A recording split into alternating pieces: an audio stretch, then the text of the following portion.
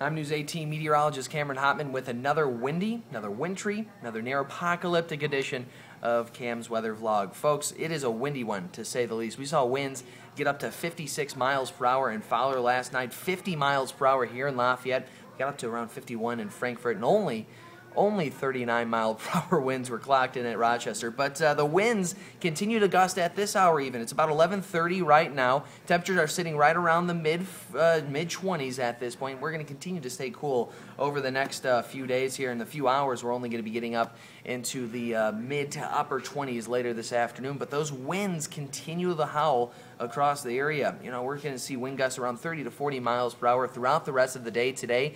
But as we get into tomorrow, the next few days, those winds will begin to calm down at least a little bit. On top of the winds, we had the snow last night. Snow amounts got up to around an inch here in Lafayette. We weren't seeing, the deep, incredibly deep snow like southern Wisconsin. Some parts of Wisconsin received 18 and 19 inches of snowfall last night into early this morning.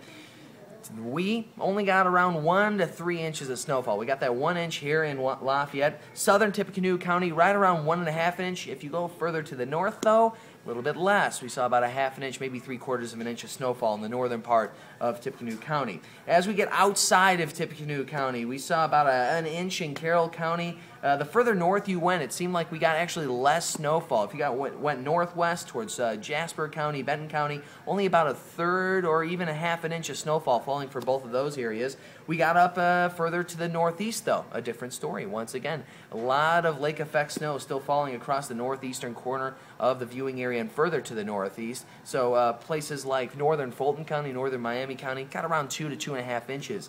The heaviest snowfall in our viewing area actually occurred further to the south, right around southern Montgomery County, getting up to around 3.5 inches of snowfall.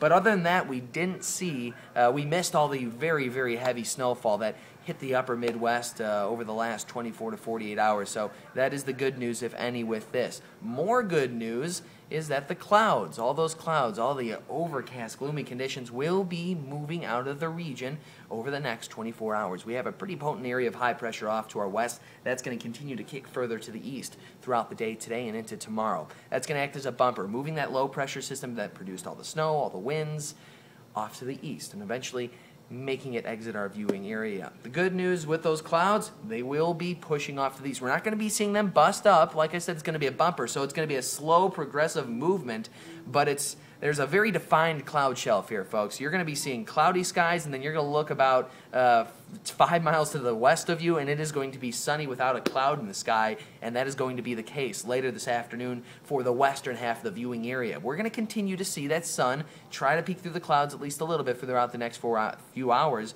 But as we go further to the east, that's more likely you'll be seeing more cloud cover until late this evening. So more clouds push further off to the east. We'll be seeing that sun peek through the clouds over the next few hours here, looking at mainly clear skies later in the day today, warming us up to around the mid to upper 20s later this afternoon. Now, the winds won't be exiting right away. We'll still see winds gusting up near 30 miles per hour, even overnight tonight with the clear conditions. The bad news is we're going to be getting all the way down into the teens overnight tonight, dropping down to around 17 degrees, winds gusting up near 30 miles per hour, single digits, maybe near zero wind chills across the area then. Good news is it looks like through the holiday, it is clear sailing. We're up to 33 degrees for tomorrow, mainly sunny skies. We stay sunny again on Sunday, 33 once again for Christmas Eve, 35 even with partly cloudy skies. We're expecting increased cloud cover throughout the day on Christmas. A beautiful day, though, 33, and hopefully we can still have some of this white stuff stick around with temperatures lingering right around that freezing mark. Hopefully we can still have some light snow on the ground for Christmas morning. Now, I mentioned the increasing cloud cover ahead of a frontal system for Tuesday. That'll be moving on in on Tuesday night into Wednesday.